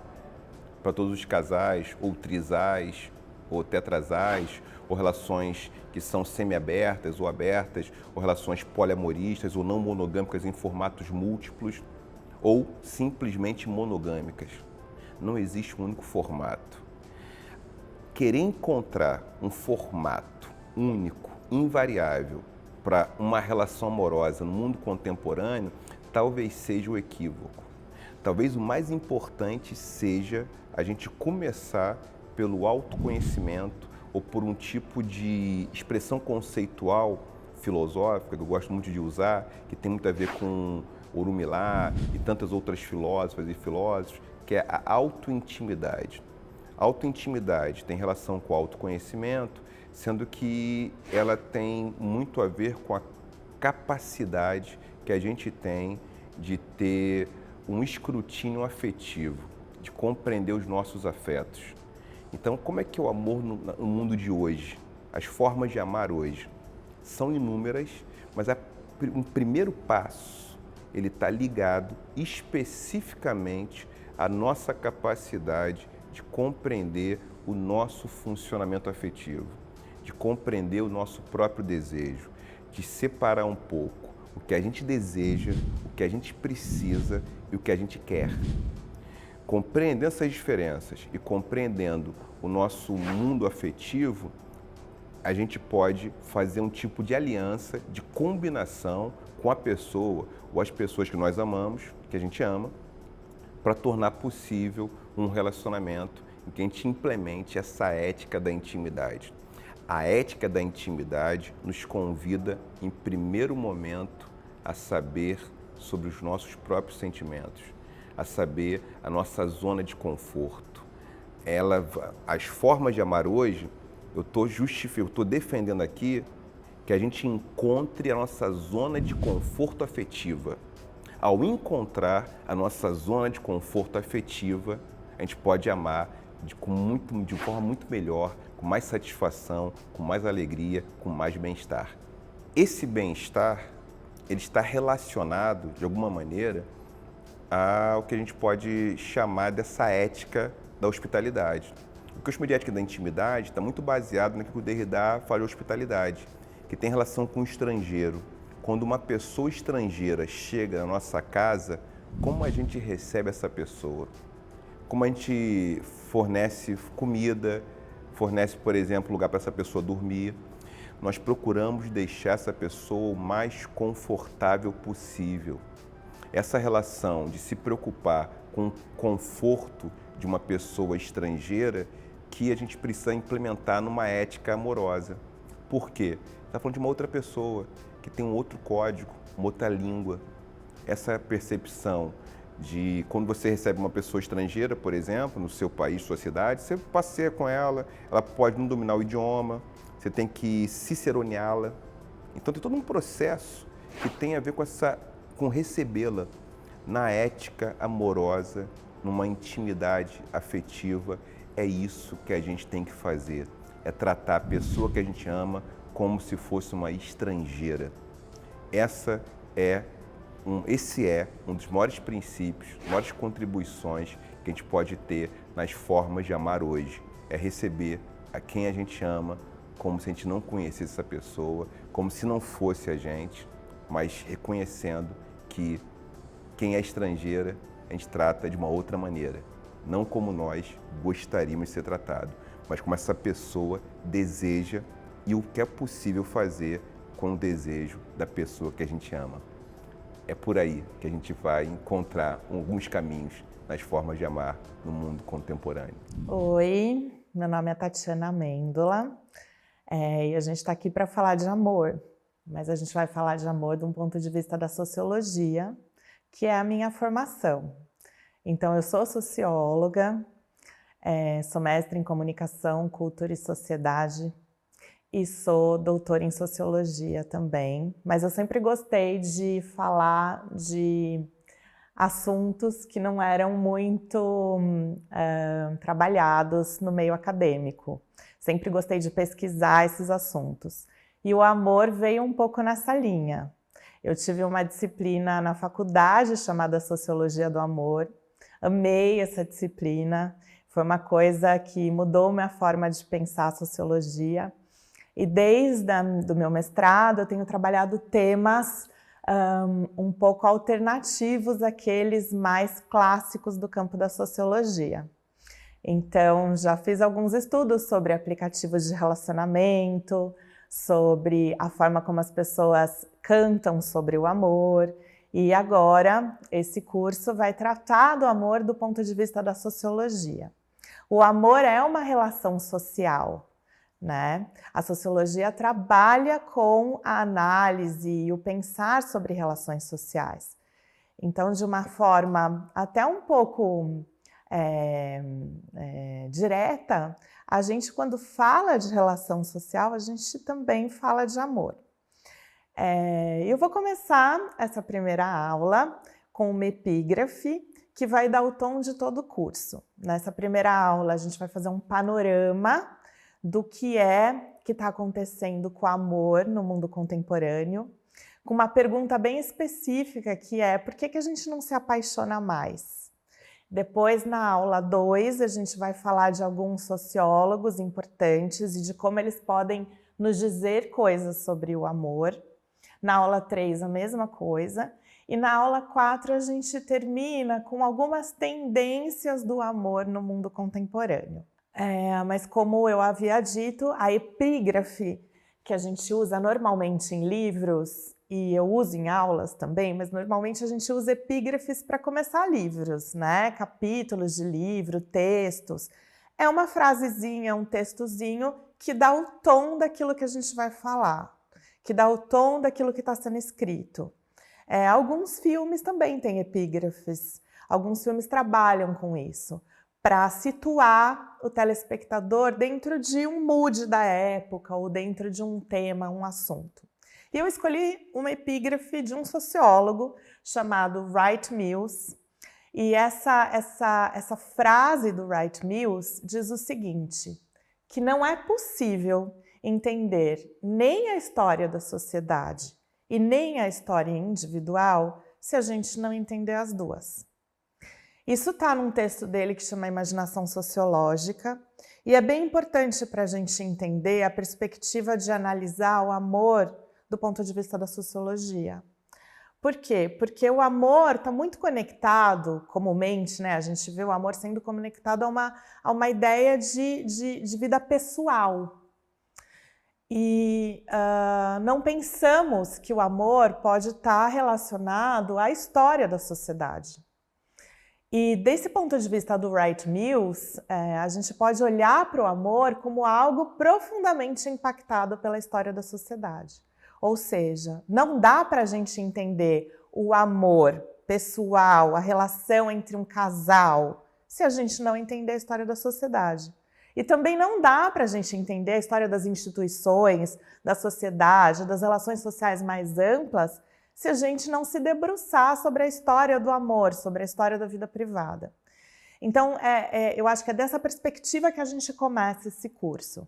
Falando do amor, não de um ponto de vista da psicologia, não de um ponto de vista só individual, mas falando do amor do ponto de vista da sociologia, que é esse campo que estuda a sociedade.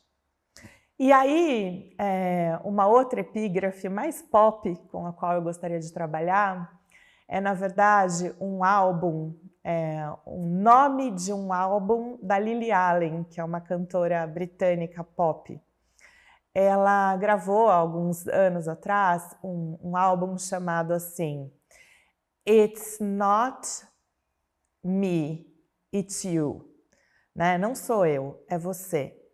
E ela gravou esse álbum como uma resposta a uma outra frase que é a seguinte, It's not you, it's me.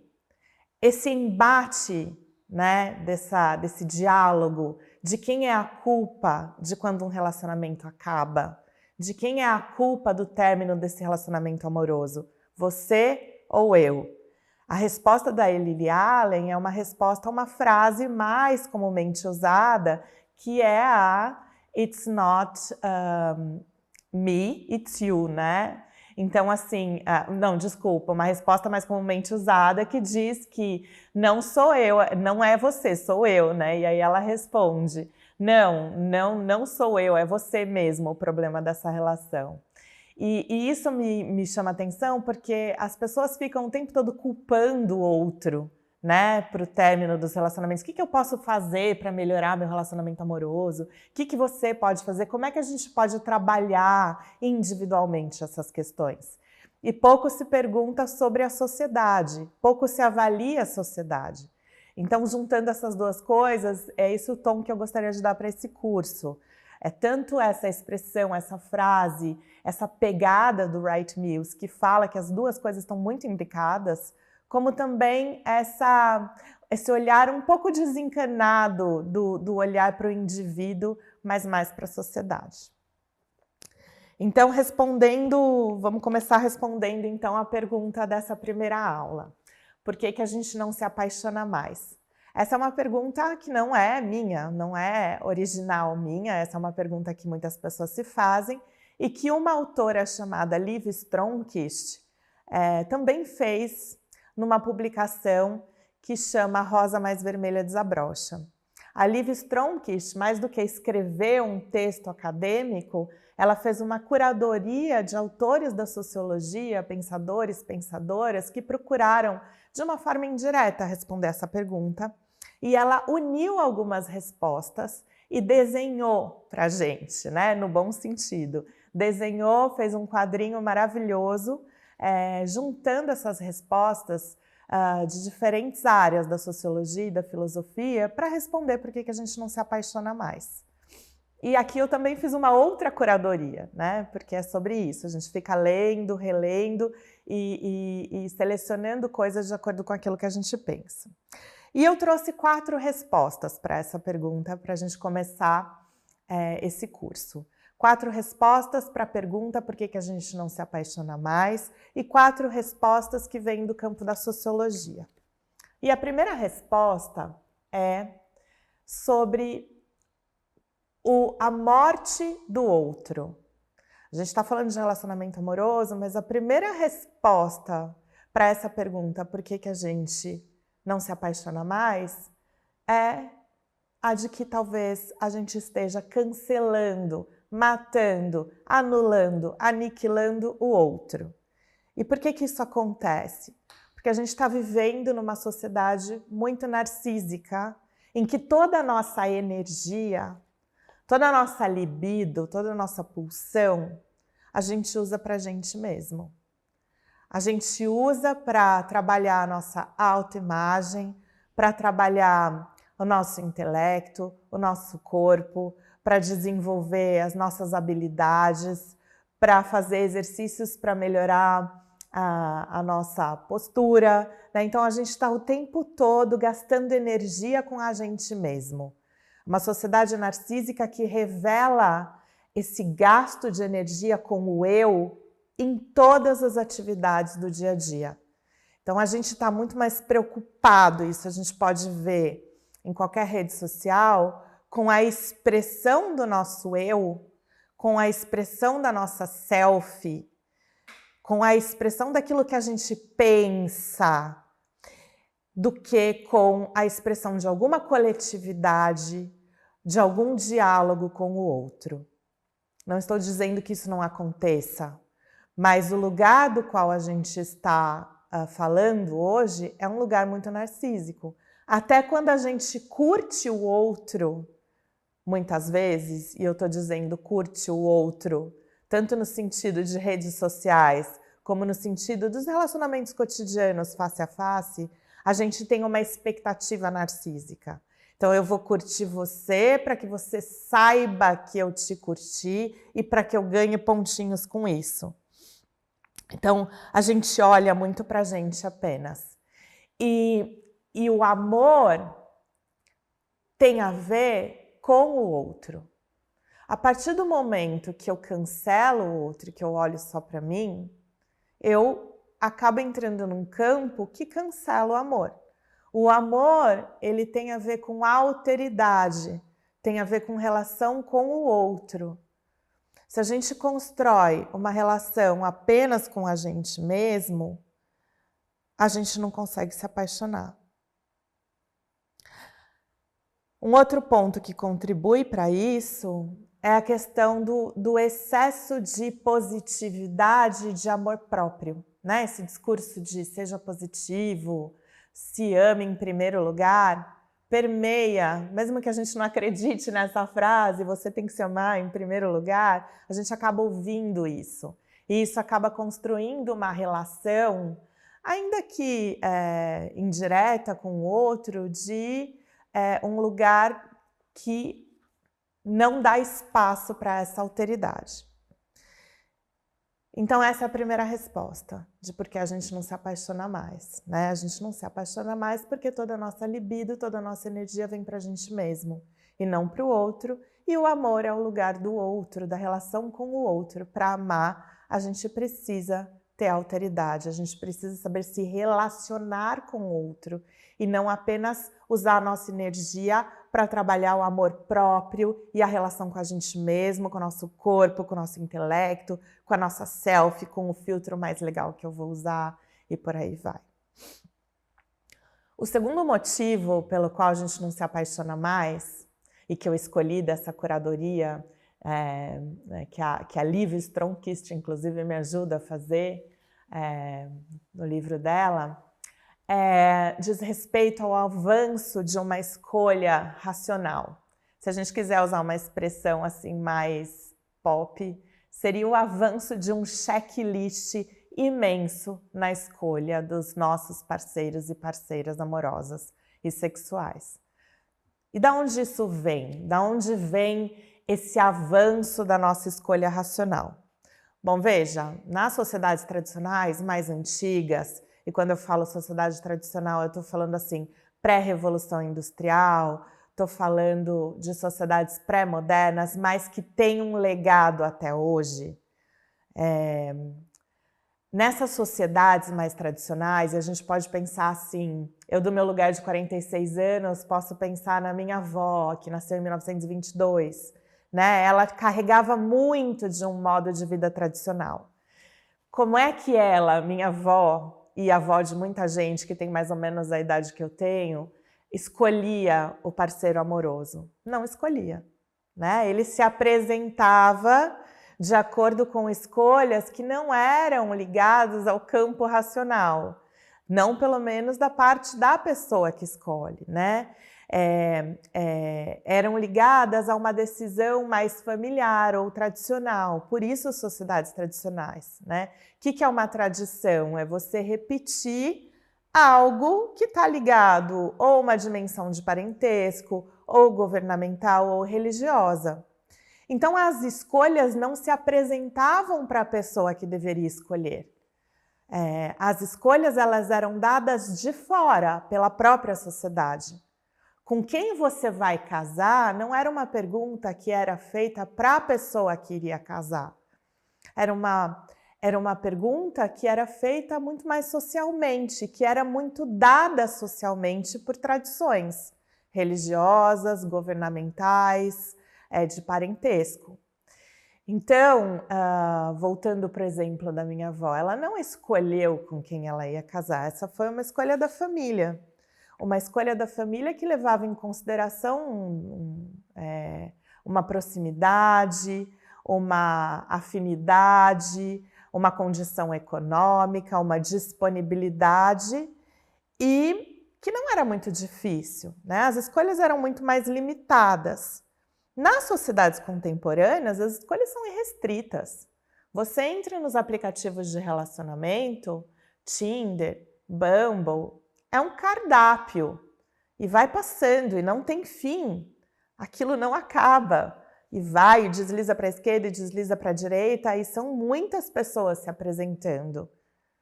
Como a gente tem escolhas irrestritas, é muita gente, e idealmente eu posso me relacionar com quem eu quiser, eu posso trocar o tempo todo, escolher o tempo todo.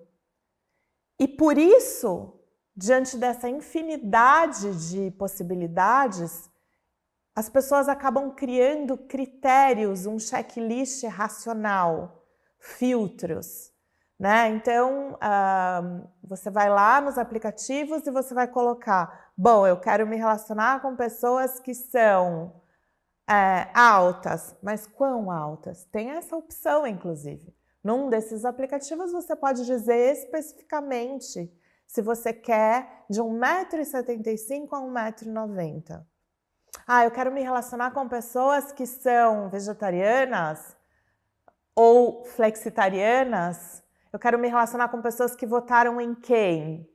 Não que isso não seja importante, mas são tantos critérios de escolha que o que acaba acontecendo com esse excesso desse checklist é que a expressão cair de amores acaba se perdendo. Eu não me apaixono mais, eu não fall in love mais. A gente começa a contar com escolhas tão racionais que a nossa capacidade intuitiva ou acaso ou escolhas menos racionais acabam ficando de lado. E aí, então, a gente não aceita, não consegue fall in love. Porque sempre tem um empecilho. Não, mas espera, essa pessoa fuma. Não vai dar certo. Então, já vou descartar. Ou, essa pessoa tem 1,73 m, é um pouquinho mais baixa que eu, não vai rolar. Então, isso é um outro motivo pelo qual a gente não se apaixona, porque apaixonar tem a ver com patos, com paixão, com cair, com queda, com fall in love. E o que parece-me que a gente está fazendo hoje em dia, nessa escolha racional, é querendo dar um up, né? Quando a gente se relaciona, é meio que para dar um up, para se melhorar, e aí eu me conecto com o primeiro ponto, a primeira resposta. Eu vou me relacionar com alguém que possa contribuir para dar um up em quem? No meu próprio self. Alguém que combina comigo, alguém que me faça ser uma mercadoria mais desejada e alguém que não atrapalhe a minha positividade, o meu excesso de good vibe. Não posso me relacionar com uma pessoa que vai me dar problema, que vai me dar conflito. Eu não posso perder tempo, inclusive, né? Então, veja, o quão complicado vai ser se eu me relacionar com uma pessoa que não é vegetariana e eu sou vegetariana. A gente vai perder tempo tentando achar um restaurante que atenda as duas pessoas. E aí isso é complicado em termos do que a gente tem na sociedade, que é uma busca de produtividade. Uma lógica de garantir que o escolhido para eu me envolver, para eu amar, não prejudique a minha vida, não me deixe cair, só me leve para cima. E o terceiro motivo pelo qual a gente não se apaixona tem a ver com a masculinidade, tem a ver com o homem, tem a ver com o homem perder o lugar que antes era dele, né? Então, que lugares antes eram do homem? E aí eu estou falando no antigo lugar do homem, né? Nas sociedades tradicionais, e que ele vem perdendo radicalmente esse lugar. O antigo lugar do homem eram 3, né? Na verdade, não mas 3 lugares. A casa, o trabalho e os ambientes de macho, né? Então, o homem tinha esses lugares. O homem, ele era o dono, não o dono da casa no sentido de ser dono de casa, mas no sentido de mandar, né? O homem mandava na casa, o homem mandava no trabalho e ele mandava em todos os lugares de macho. Esses lugares foram invadidos pelo homem, pela mulher, quer dizer. Esses lugares foram invadidos pela mulher. E é engraçado, né? Porque esses lugares vão sendo invadidos pela mulher, a mulher começa a mandar na casa, a mulher começa a trabalhar, a mulher invade os bares e o homem reage a isso, né? Tentando marcar territórios. Então, por exemplo, essas barbearias que surgiram nos últimos anos, né? E que são bem marcadas como lugares do macho, né? Todas decoradas com couro, navalhas, cerveja, marrom, preto, moto, que é bem essa coisa assim, não invadam aqui, mulheres. A gente precisa garantir um lugar da gente. Mas, enfim, o que acontece é que o homem perdendo esse lugar, ele acaba querendo garantir o lugar no âmbito sexual. Já que ele perdeu o lugar físico de homem, né? O bar, o trabalho, quase que perde a barbearia, ele vai querer realizar esse controle no âmbito sexual. É na sexualidade que o homem vai poder expressar a sua autoridade e autonomia. Então, o que ele faz para expressar isso? Ele se distancia emocionalmente. Ele fala assim, olha, aqui eu estou no controle. Ele não mostra os seus sentimentos, boys don't cry, não é mesmo? Já cantava The Cure. E aí ele despreza, inclusive, despreza principalmente a mulher chorando, a mulher pedindo por provas de amor, por vulnerabilidade. Uma coisa muito interessante, que eu acho bem forte, aliás, é que quando duas mulheres gays, sapatas, lésbicas se relacionam e começam um relacionamento, a primeira coisa que elas escutam dos outros, todos, mas principalmente dos homens amigos e dos homens gays amigos, inclusive, é o seguinte, cuidado. Cuidado porque sapato é assim, ó, lésbica é assim, começou a se pegar, no dia seguinte já tá querendo casar. Cuidado. Quer dizer, escutar isso é assim, olha, cuidado. Cuidado, porque com mulher você tem vulnerabilidade. Cuidado que com mulher você tem um lugar mais acolhedor. Não tem esse distanciamento emocional do homem. Quer dizer, mulheres reclamam que homens não se envolvem emocionalmente.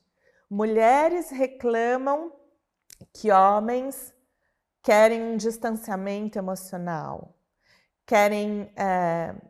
Mulheres reclamam que homens não se mostram dependentes delas, né? E, no entanto, quando uma mulher se relaciona com outra mulher, curioso é que vem esse alerta. Atenção, cuidado. Então, quer dizer, todo mundo jogando e julgando essa vulnerabilidade. Ou seja, continua rolando uma demonização e uma dominação emocional do homem sobre a mulher. Daquele homem que, inclusive, tem um certo asco e zoa das mulheres numa mesa de bar, lugar de homem, com os outros amigos. E fala, ai não aguento mais, ela chora muito, nossa, tô cansado disso, né? E demonstra que só quer sexo e desprendimento emocional. Uma das consequências também disso é essa mulher que fala que só quer usar os homens também, né? Quer dizer, uma das saídas, em vez da mulher assumir essa vulnerabilidade e afirmar essa vulnerabilidade, muitas mulheres começam a se comportar como homem, né? Então a gente vê isso muito, né? Claro que isso pode ser, de fato, uma expressão legítima, mas me parece que em alguns momentos há uma certa forçação. Eu vou forçar esse meu comportamento e essa minha afirmação de não vulnerabilidade.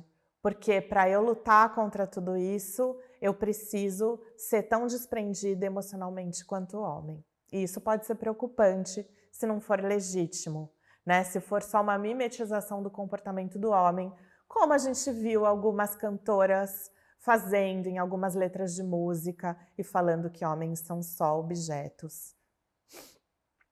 E o quarto motivo pelo qual a gente não se apaixona mais tem a ver com uma outra morte, mas a morte ela mesma, né? Eu falei que o primeiro motivo era esse cancelamento do outro, essa aniquilação do outro, essa anulação do outro. O segundo motivo é essa questão da racionalidade, do checklist, que acaba impedindo a gente de cair de amores, né? E de se deixar levar pelas emoções. O terceiro motivo tem a ver com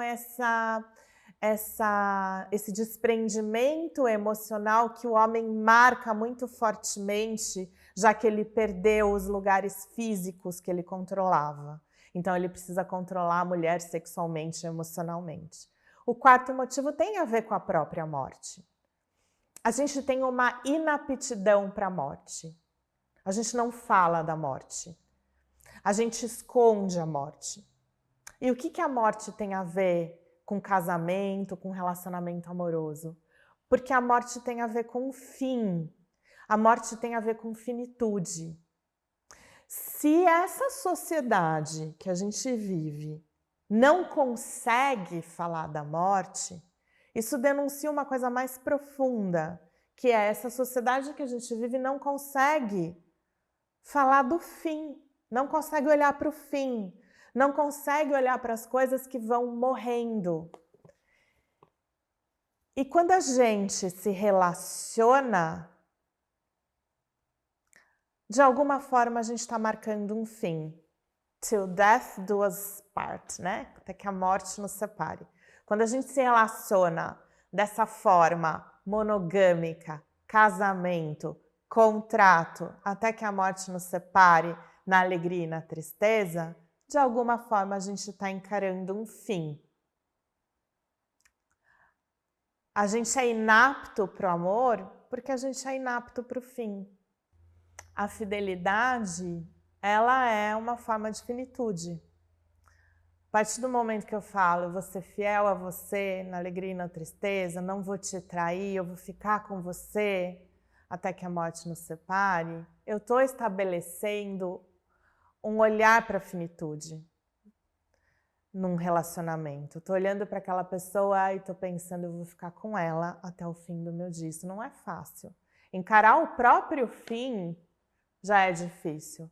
Encarar o fim e o processo de finitude da outra pessoa e o processo de finitude da paixão, da empolgação de um início de um relacionamento é mais complicado ainda. Por falar em fim, então a gente vai finalizando essa primeira aula. Nessa primeira aula a gente falou de 4 motivos pelos quais a gente não se apaixona do ponto de vista da sociologia. E na próxima aula a gente vai se debruçar sobre a relação entre o capitalismo e o relacionamento e os relacionamentos amorosos.